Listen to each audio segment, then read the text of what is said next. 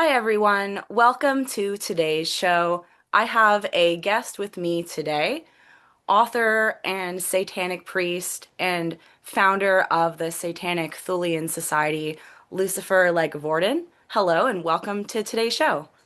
Hey, thanks. Nice to be here. Absolutely. I'm so glad to have you back on the channel again. We were saying it's been about a year since we did another show together, and I'm so excited to talk about your new book, which is called A Bad Moon. And Yep. this book is really special because so much of your work has been grimoires and material on theistic Satanism and very serious occultism.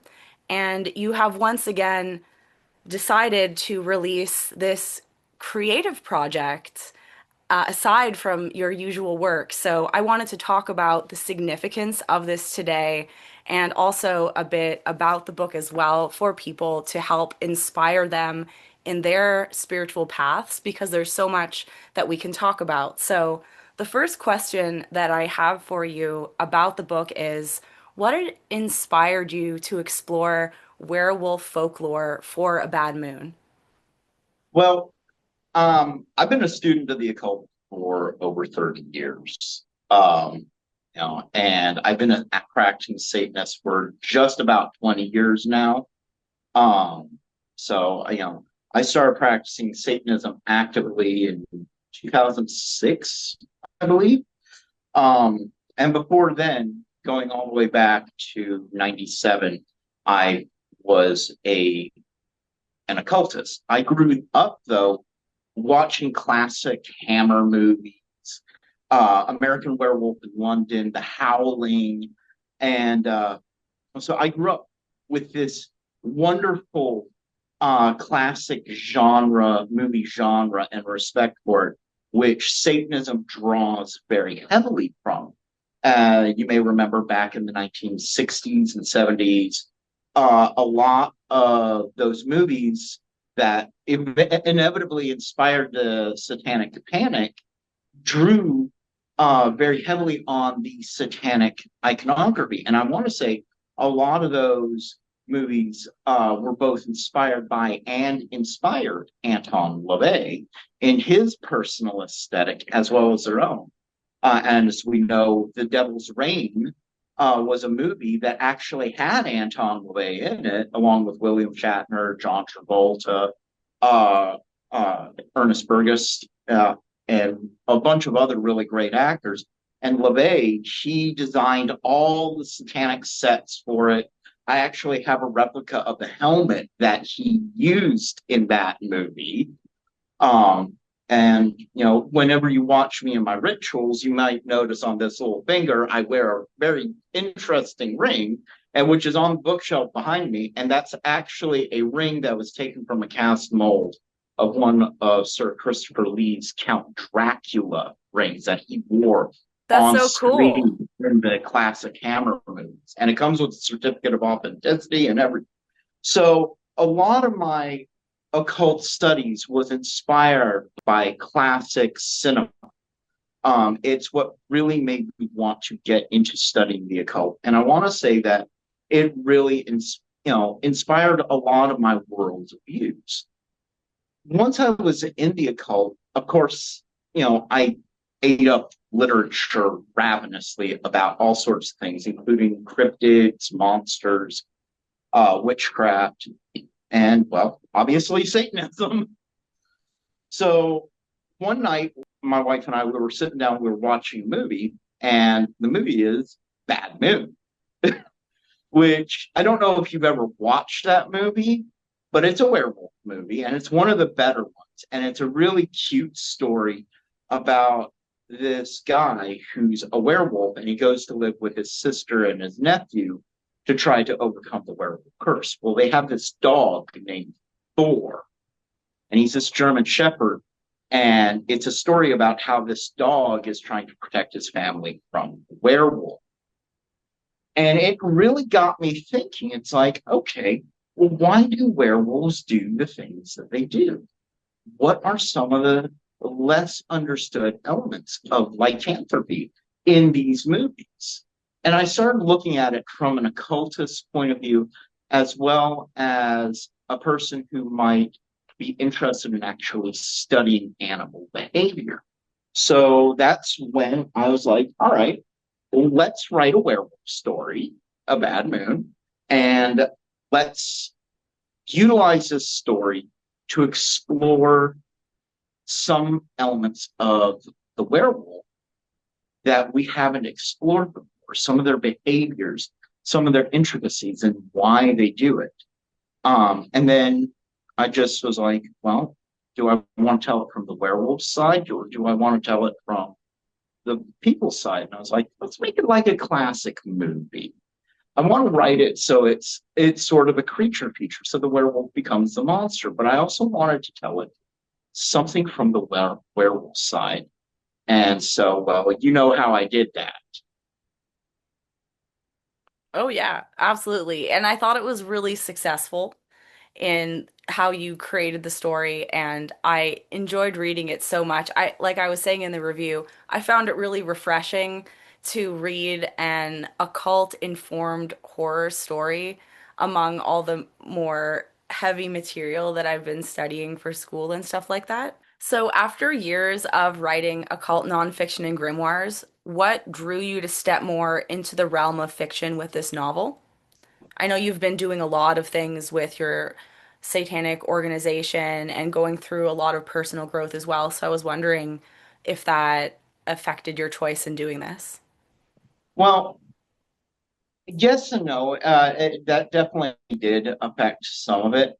What it was is after I got done writing or rewriting my variation of Bible of Cthulhu, which I'm still in the process of editing a final version, but we have like a preliminary version already out that people can still go get, and it's still really good.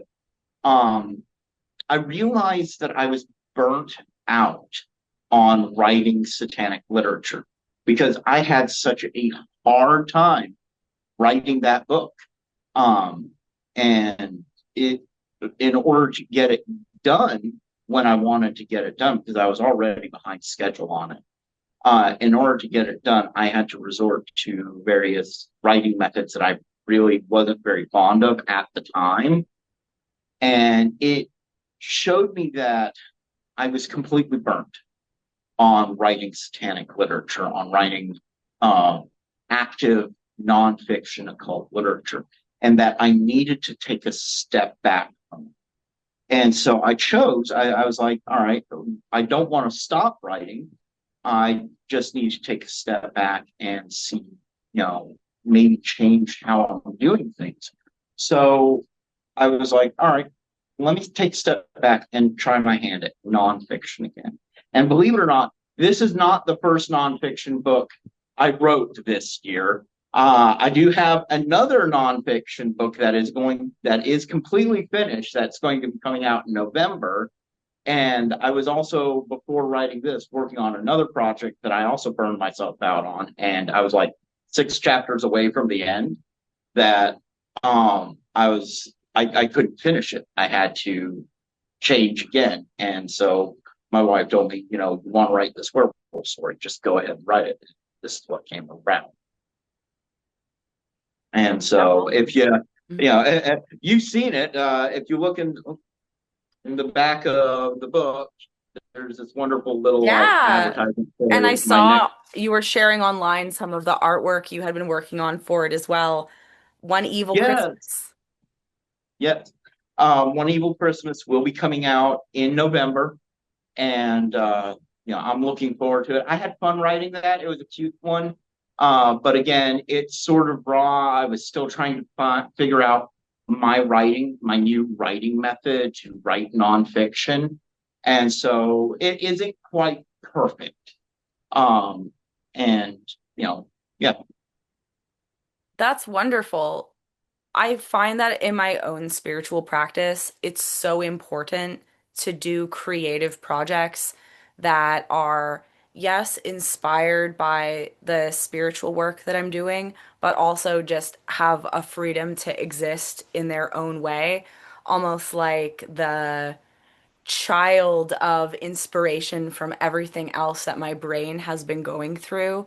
And basically giving that as like a gem of inspiration to the world. And that's why I thought that the situation of this work that you've created is so important for other spiritual practitioners to think about and learn from and to be inspired by, because not only is the story awesome and fun to read, but also this idea of someone like yourself that has dedicated his life to discovering the unknown and pursuing the occult mysteries and not just that in a vacuum, but in all your work of community service through what you're doing to help other people in their paths, which is always difficult for people that are seeking in the darkness. And so this is really a lesson to a lot of people that just because you might be burned out, it doesn't mean that you're supposed to abandon the things that you love. I've been asked numerous times, is STS done? Is it closing? Because as you know, last year we had a lot of problems. I went through a lot of problems.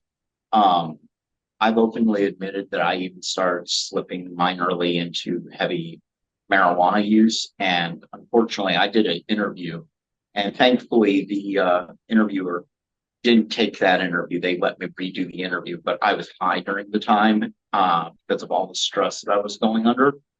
And they let me redo the interview when I wasn't.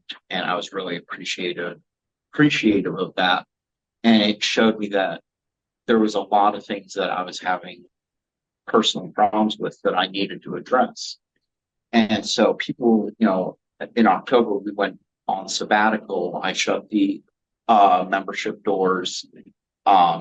Numerous members left STS, but and people ask me, is STS done? Is it closing? I'm like, no, it's not closing, but we are taking a break from it. And I needed that break.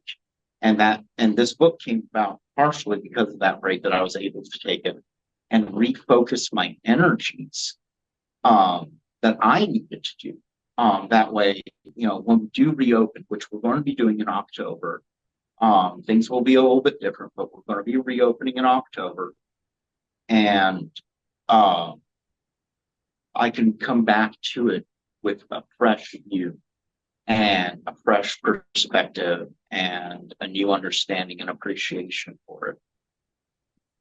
That's fantastic. I think it really helps to spark that sense of wonderment as well and mystery that often can be distracted from when we're dealing with so much stuff that is very personal in regards to helping people in the work that we do, right? Exactly. And the thing that a lot of people need to remember is Satanists and occultists, priests and priestesses, um, we're people too.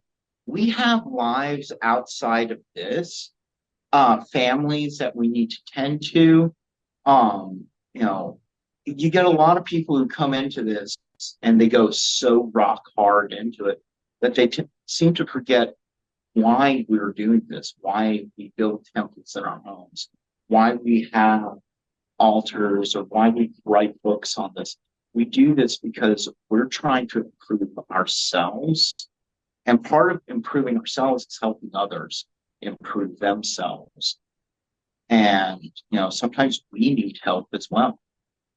And that's always going to be the major journey is you're always trying to improve. You're trying to improve your personality, your knowledge, your living situation, your health. There's always got to be something that you're trying to improve. You're trying to improve your personal skills on something. It doesn't matter what. And sometimes life gets in the way of that. And that's when we come in as clergy to help people out in whatever way that we can. And it doesn't matter if they're a Satanist or not. We take vows to do exactly that.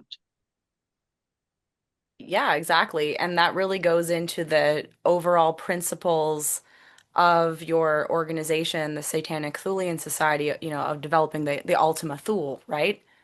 Exactly, exactly. You're always trying to reach your highest self, and that's exactly what Thule or Thule, as some people might say, means. I remember how you and I first met, and that was a little bit of a contention. But because of you, I wrote this wonderful article that's actually on the website that kind of goes into explaining the history of the word Thule and um, you know how it's, a lot of people, they misunderstand it as being just simply tied to the Nazis, but it's not. It's much older, and people, if they read their Dante's Inferno, they know the character Virgil, and Virgil was a real person about 2,000 years ago, and she coined the term Ultima Thule, meaning farthest Thule. And Thule was this island way to the north. It was meant to be the ultimate goal of trying to reach that highest, furthest travelable point. That's what Ultima Thule means, to go as far as you can and then keep going. Yeah, that's so amazing and inspiring for people because most people haven't been invested in the occult for as long as you. So they don't realize like the consequences of the energies that you put forward or how overall your life will go through some kind of alchemical transformation if you have a real spiritual practice.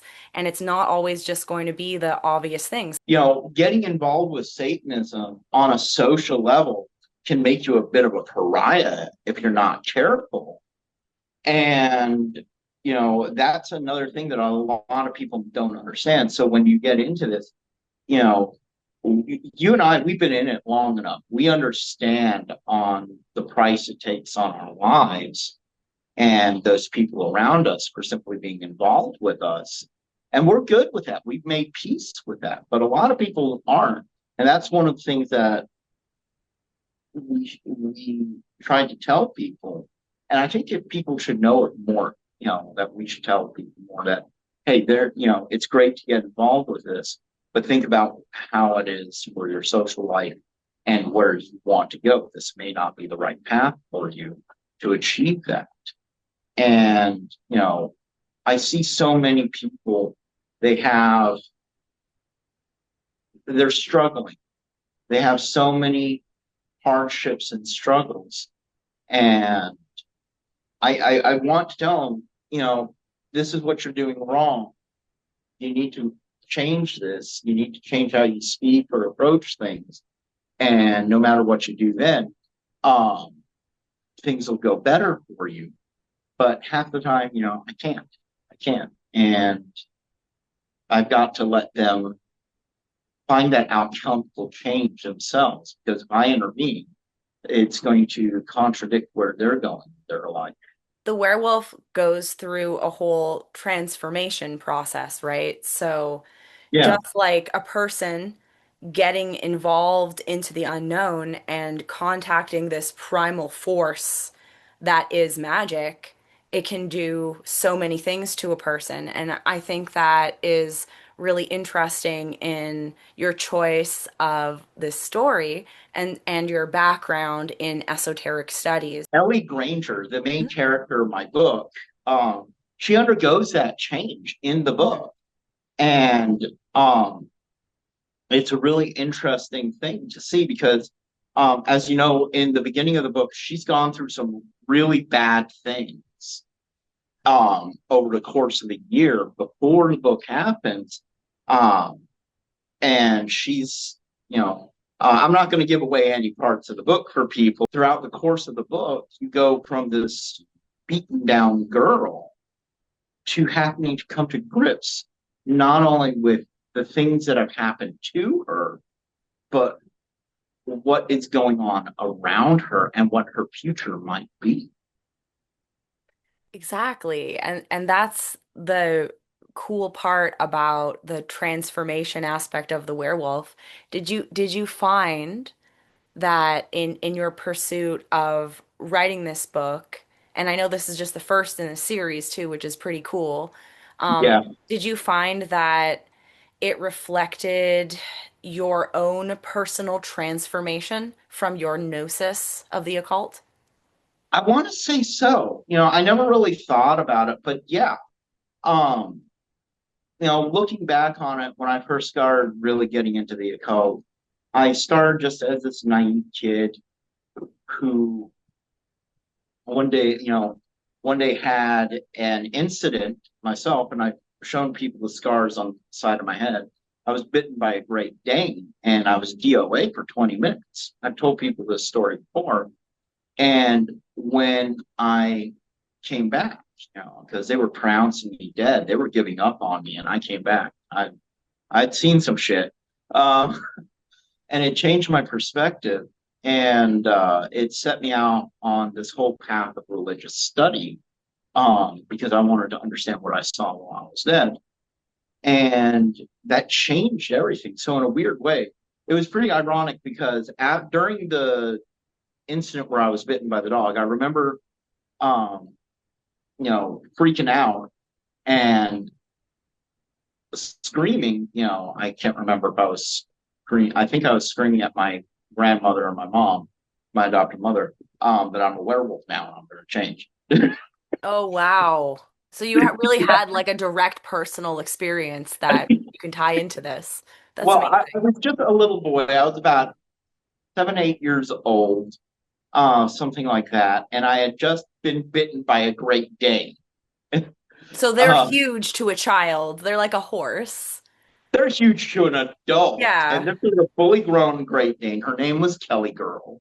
She was my grandmother's dog. And her and I had grown up together. Well, she had just recently been hit by a car. And so she was sore. And we're in my grandmother's kitchen. I had my shoes on. And I didn't realize that her paw was sore. And I touched her sore paw. Oh, And she yelped. And you know how a dog yelps they when something touches a tender spot, like, or something really sore, um they snap at whatever's causing them pain. Well, she didn't mean to, but she snapped and yelped, and my head was in the way. oh, And so, you know a dog in pain, kid's head, not a good combination. Great Danes have these great big huge old heads and these big jaws, so it was literally like getting mauled by a werewolf. So the irony was that, yes, in a strange way, uh, due to a bite, my entire life. yeah. And then you But went through this whole process too of coming into your own power through pursuing these darker mysteries. yes, and learning about myself. I want to say the true source of my power came from learning about myself and learning what I could and couldn't do, coming to grips in terms with both the positive elements of myself and the most monstrous elements of myself. Stuff that we all have, that those monstrous elements that are so horrific that we know we're fully capable of, that we will never talk about to anybody else, that we will never talk about openly to anyone, even if they ask, even if they're some of the most trusted people in the world, we just will never talk about it. Most people, they bury that monster inside of them, and they put it in a little tiny box in their head, and they never open the box. Well, I found one of the things that, in order to truly come to understand yourself, is you've got to open that box and you've got to face that monster of yourself. And once you can come to grips with that, once you can face that and admit it to yourself, you never have to talk about it to anybody else. But as long as you can admit it to yourself, you can control it. You can then put that box back. You can put an extra lock on it because you now understand what it is. And you can now turn that evil to your benefit and become the best version of yourself. And I think the werewolf is a wonderful example of that transformation. You know, the vampire is another one as well. And I think that's why vampires and werewolves, they are some of our favorite monsters, because we see that these are creatures in folklore that represent the most monstrous elements of humanity, the bestial nature and the absolute pure sadist. Um, and that they just consume and destroy everything around them. But they can also create and become something above humanity. And I think that's one of the other reasons why we like these monsters so much, why we love werewolves because and vampires, because they inspire us to become more than ourselves by confronting that evil within us. Yeah, that's so true, brother. Like when you speak of this, those are the real keys to mastering black magic and the dark arts. It's not about finding the fucked up things inside of us and becoming insane from it. It's about realizing those things are there and creating an alchemical change within ourselves to integrate those aspects so they don't control us, but we can use them in beautiful ways, just like you Mm-hmm. have done this creative work. And I think that's so helpful for anybody that's on this path to understand, like, figure out what is your creative outlet. Maybe you don't like writing like Lucifer does. Maybe you don't like painting like I do, but maybe you like something else. Like any kind of creative outlet is literally how the Everybody's going spiritual to world have that communicates. creativity in them. It can Exactly. be, it can be working on cars. It can Yeah. be, Yeah, you that's so know, true. it could be gardening. It could be animal care. You know, as you know, I have my dog in here with me, and she's being a lazy bum on the floor. But there's all these different avenues of creativity.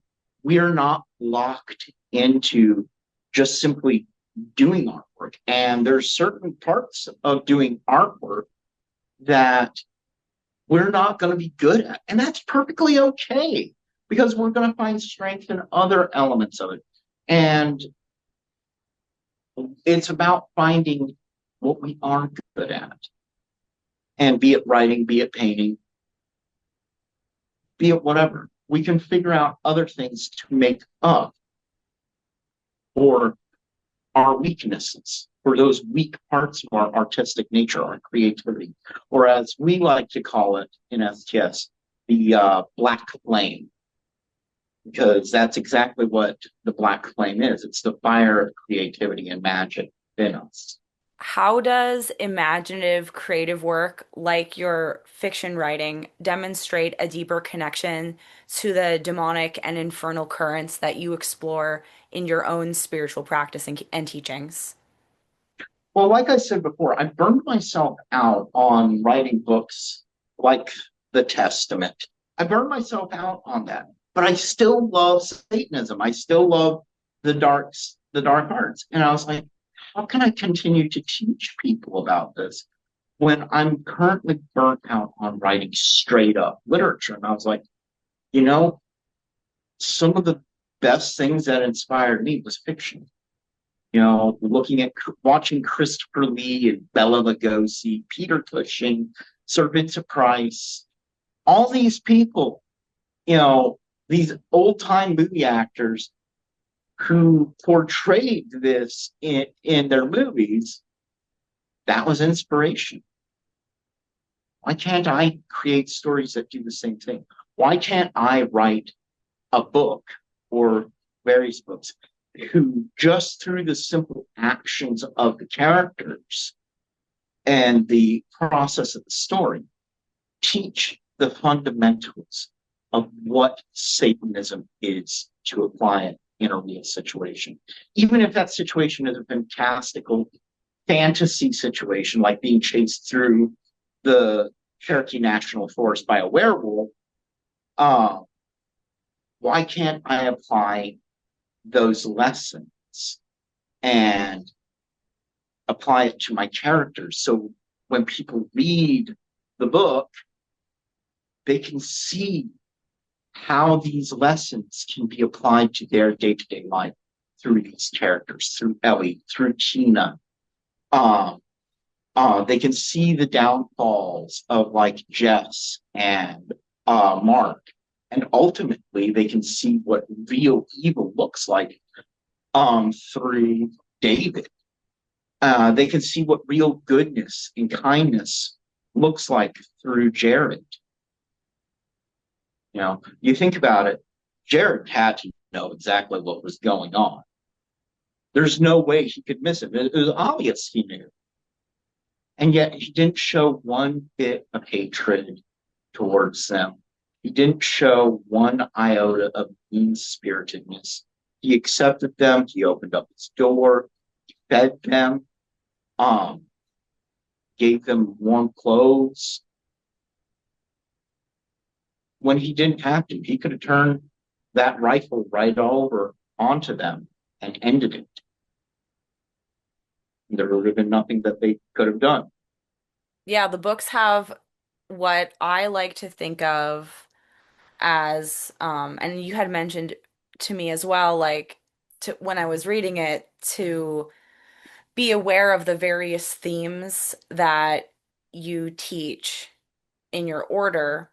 And I really like that because you explore principles of what I like to think of as real theistic Satanism, which is about helping people, which is about empowering people, not harming children, and all these other values that overall will fundamentally help the world and people if they actually think about them and not fear the things that people don't want to pay attention to because that's a big part Exactly. of the problems, right? Exactly. Exactly. You know, Satanism, it teaches you to take responsibility for your own actions and inactions. When we look at everything that Ellie went through, we realize that it was all her own actions and inactions that caused her problems. And Yeah. she understood that. She didn't shy away from that responsibility. And it wasn't easy. It wasn't nice. It was very painful for her.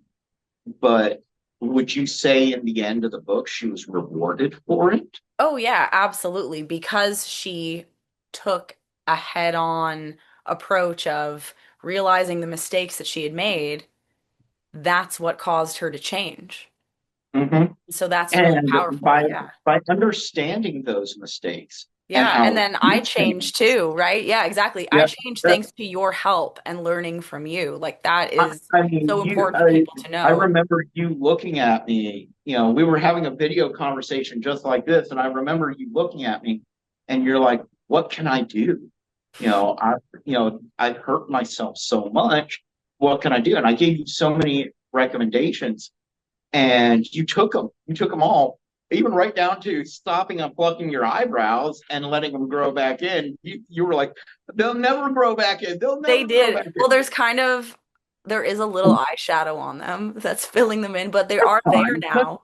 They're just very fair because like my natural hair color is pretty light, so you can't see them that well, but yeah, like and I just feel better thanks to your honest advice to me and also Yeah, just from learning the things that you teach people. the most important step in all of that, in your personal transformation, just like with Ellie, hers, you didn't lie to yourself anymore. You didn't hide from the mistakes you had made. She doesn't hide from the mistakes she's made. You accepted that responsibility and you took the initiative by accepting that responsibility to change the course of your life. So when you were writing the book, did you have any new dimensions about darkness and your beliefs about darkness and transformation while you were writing the book? No, not so much in the metaphysical sense. Hmm. When I was writing the book, and I'm still in that developmental phase of changing my writing style. As you noted before I was an occult nonfiction author, um, and now I'm writing occult fiction.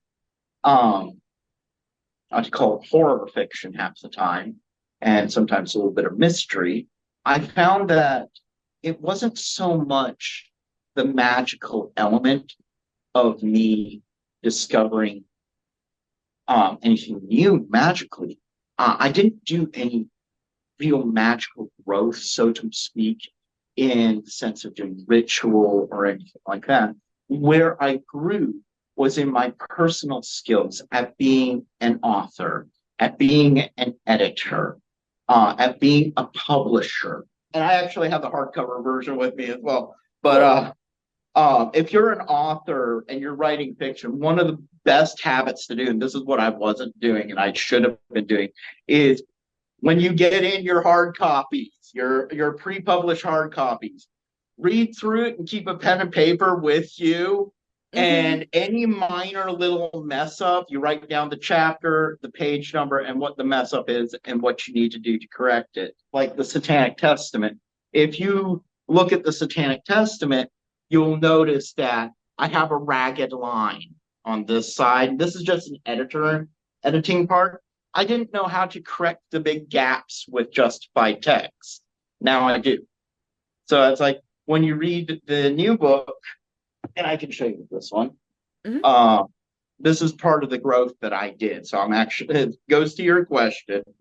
When you look at the new book, you'll notice that unlike the Satanic Testament, the text is fully justified.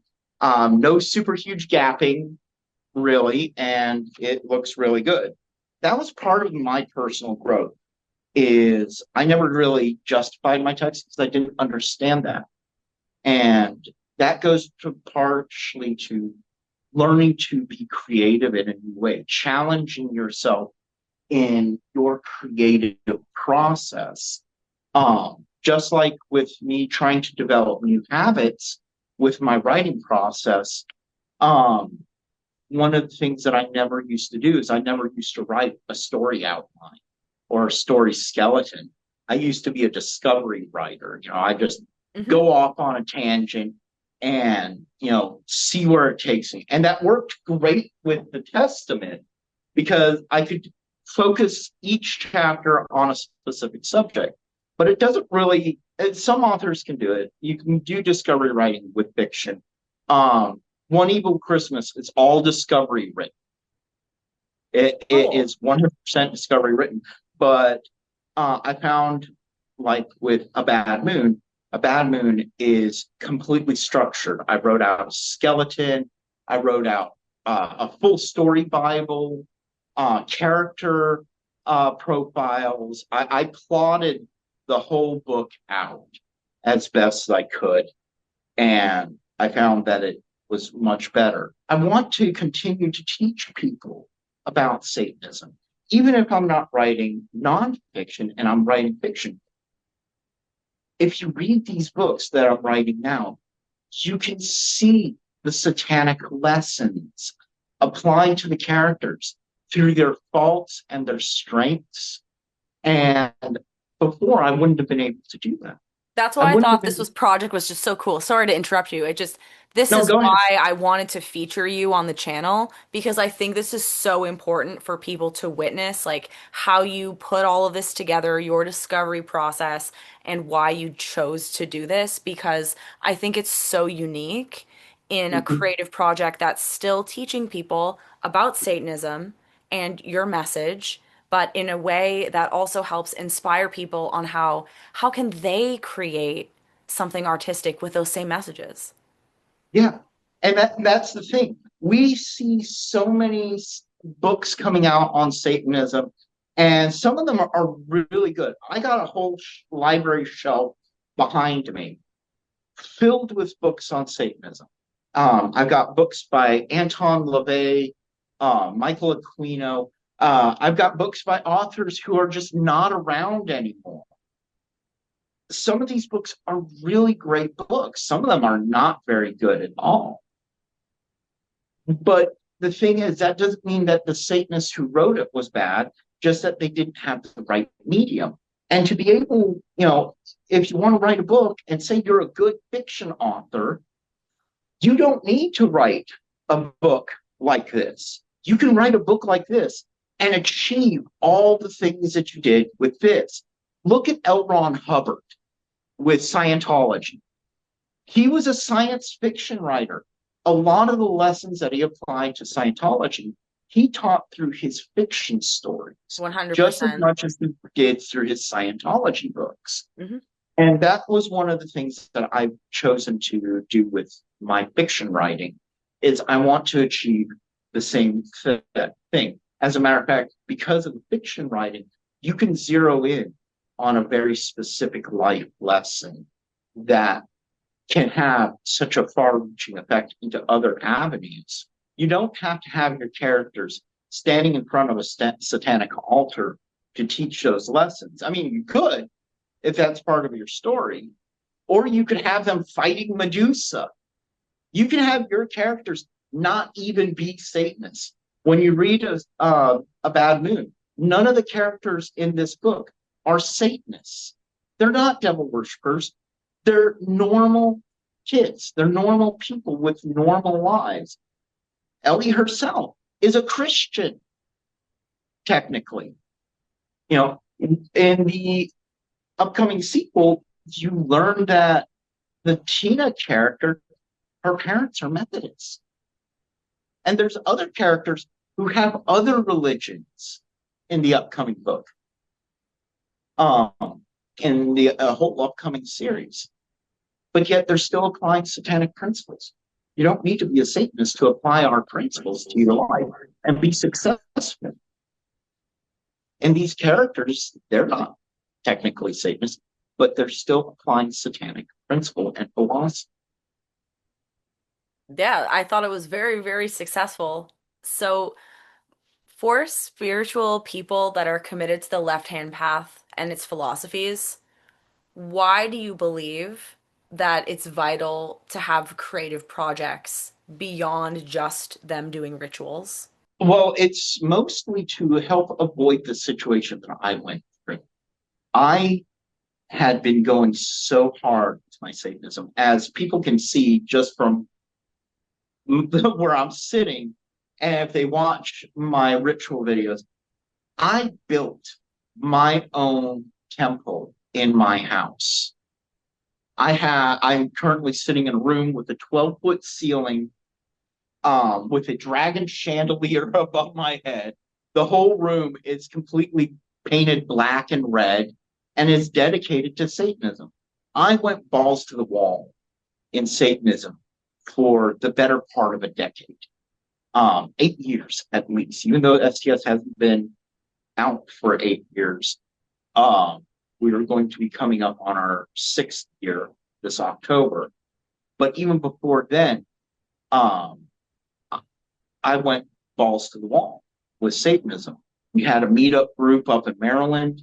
We had people coming over, and I completely dedicated myself to Satanism and satanic writing and just going completely all in on it so hard that I eventually burned myself out.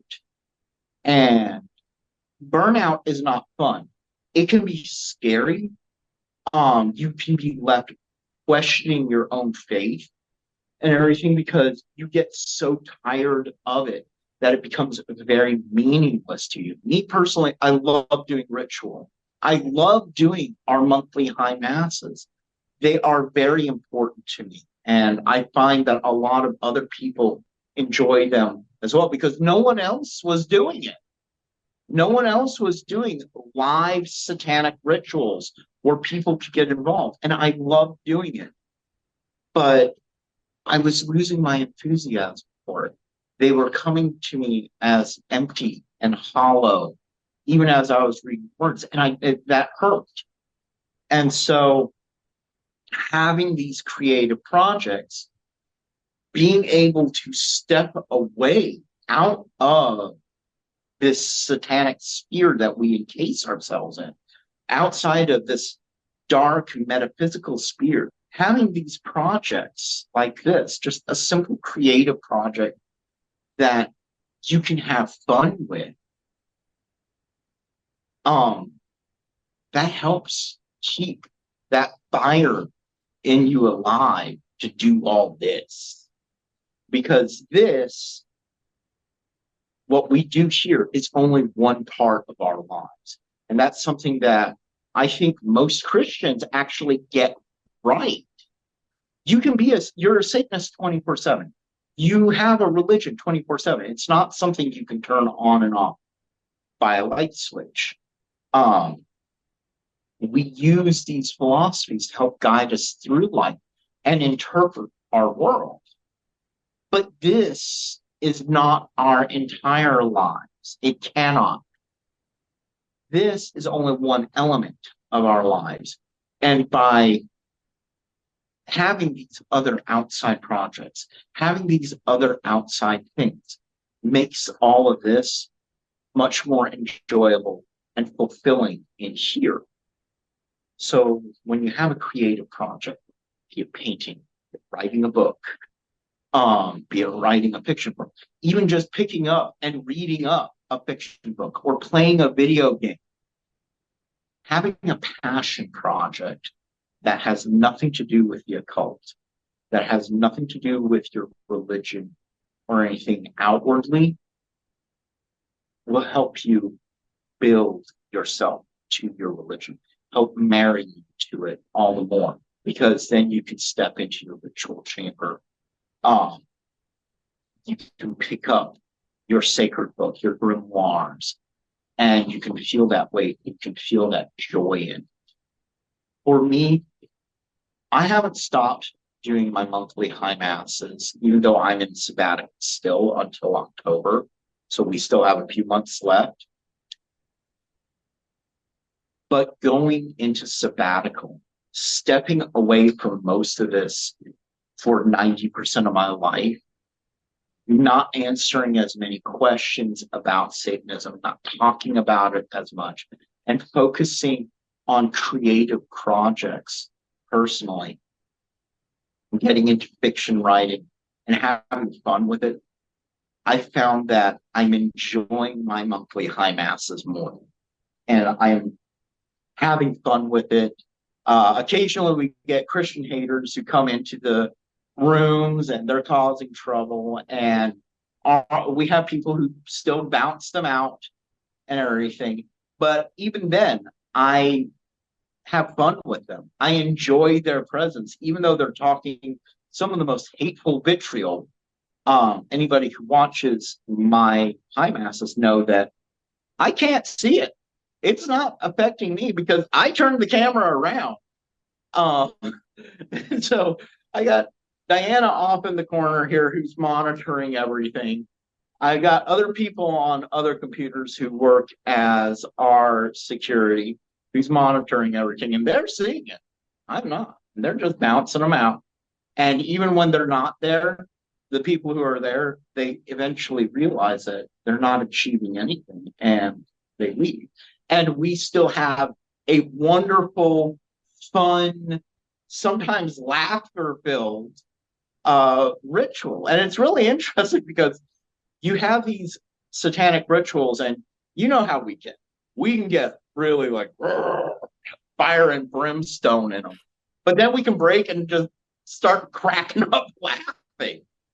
And it's really wonderful. And that brings the enjoyment of the religion back to us.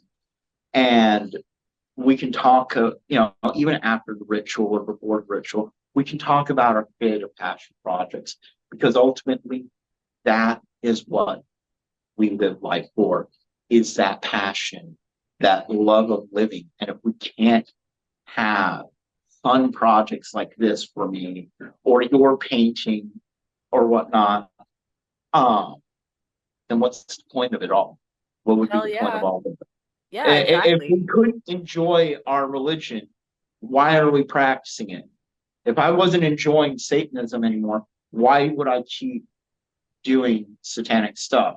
And we see people like Marie Ravensoul. We remember her. She went through a burnout phase and she didn't tell anybody about it. And she went through a hard conversion to Christianity. She took down all of her books online. She stopped dressing gothic and everything. She went through a whole transformation. I'm not sure it's exactly healthy for her. I hope it is. I hope for the best for her. And I could end up going through what Maria Ravensoul did, where complete religious conversion. I wouldn't have converted to Christianity. I would have still been pagan. I might have gone to Norse paganism or back to Wicca. Um, but I didn't want to do that because I love Satanism so much.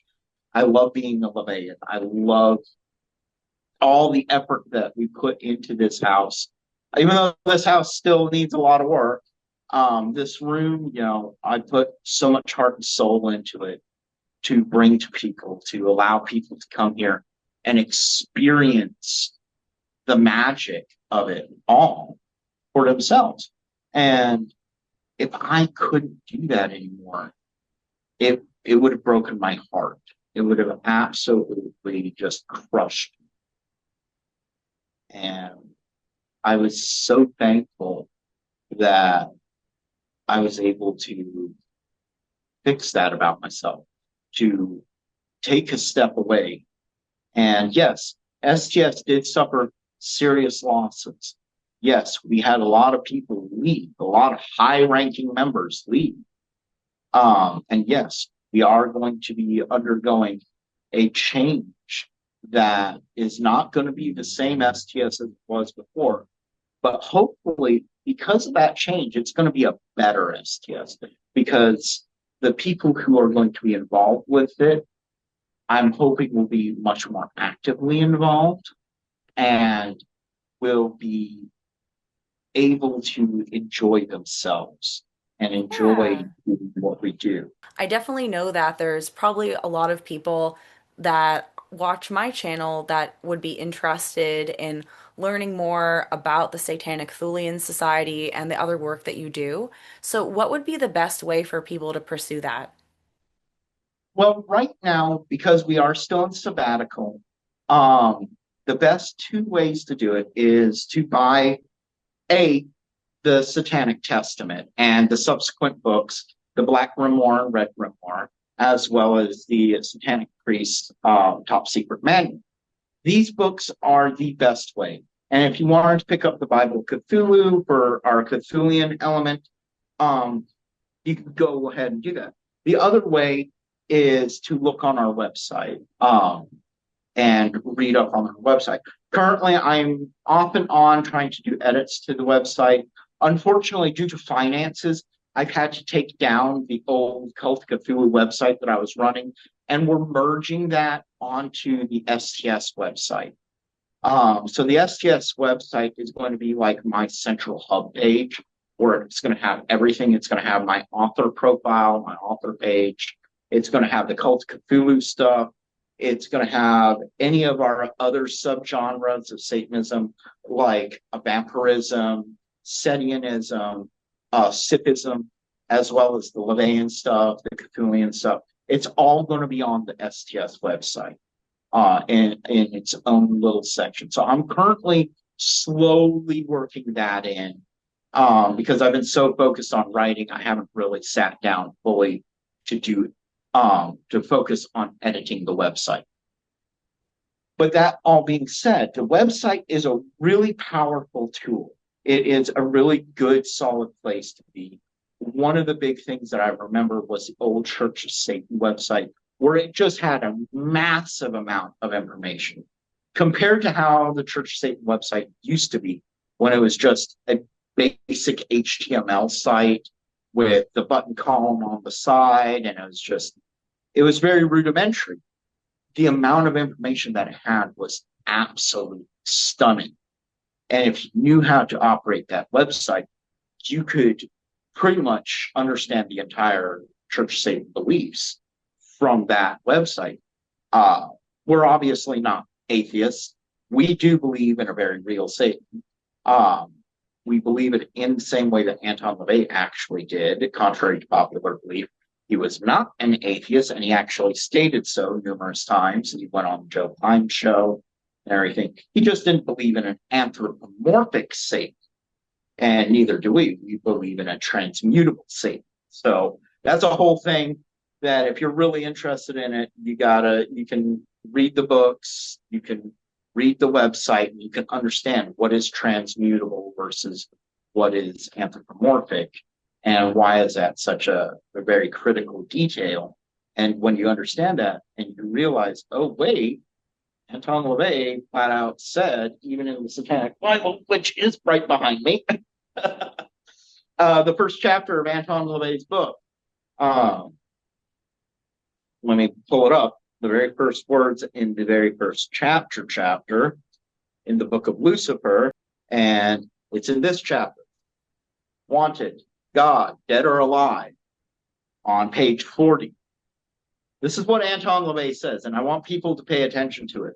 It is a popular misconception that the Satanist does not believe in God. Notice he said misconception that they don't believe in God, which means they absolutely do believe in God. That is literally the very first sentence. The very first sentence. And we take that to heart. Anton LaVey went on the Joe Pine show, and he flat out said he absolutely believed God exists. Then he went on to explain how that was. Well, once you actually break it down, you realize Anton LaVey didn't have a word for that. He didn't understand that the word was transmutable. And so he just expressed, we just don't believe in an anthropomorphic God or an anthropomorphic Satan, which is 100% correct. It's not to say that Satan or God can't take on an anthropomorphic form if necessary, but they can also just be a written word, a story, a book. They can be a song. They can be whatever they need to be to get to an individual person and make them understand. They can even, like the Christians say, work in mysterious ways. And that is the whole concept of being a dark undercurrent of energy, as Anton LaVey used to say about what Satan was. He was this dark undercurrent of energy in the world. And that dark undercurrent of energy works in different ways, different mysterious ways. And so, yeah, we absolutely do believe in the real Satan. But the best way to learn about this, about what we do, about what real Satanism is, about what the Satanic Thulian Society is to go to our website. It costs you nothing. You might be asked to sign up for our email list, which I will randomly throw out new emails to send out to anybody who signs up, which will have promotionals for our upcoming books. You can get links to upcoming copies of the Cloven Hoof. You can find back issues through it. It's really interesting. So, yeah. And you can even see upcoming articles or events and make plans to possibly attend one of our events. And that's going to be one of the big things that, just go to our website. Get involved with us. The best way to learn about this is get involved with it. I will put links to everything that you mentioned in the description of this video, as well as the link to your YouTube channel so everyone can find it. Thank you so much for allowing me to interview you since you've gone on your sabbatical. I really appreciate it. I think that there's so much ground that we covered today in this very deep conversation that people can take so much from. To everyone that's watching, please go right now and buy A Bad Moon and all of his other books as well. I'll put links to that in the description of this video. Lucifer LeGivorden, thank you so much for your time today. Did you have anything else that you wanted to say to people before we go? STS is not fading away. We are going to be changing some of our policies, some of our membership rules will be changing. It will sort of make things easier to support us, but also might make it a little bit different and more difficult to become a member. But if you do become a member of STS, you will find it much more rewarding than it was before. Um, that's all I'm going to say about it now. We're going to be doing a full announcement in October after we fully open back up. It'll be up on the website. There's going to be there's always been a membership section on the website where people can look at that. And that's going to be covering a lot of that in the future. And I'm going to be writing more books, a lot more fiction books like this. That's about all I can say is aside from that, why don't you guys give good old Orly a bit of a rate and a review and Thank a you. nice little comment down below, Thanks. and share her videos, share my videos if you'd like. And yeah, thanks. Awesome. Like, Thank share, you. subscribe. Yes, please like, share, and subscribe. Check out all the links below, and we'll see you guys next time. Bye. Bye.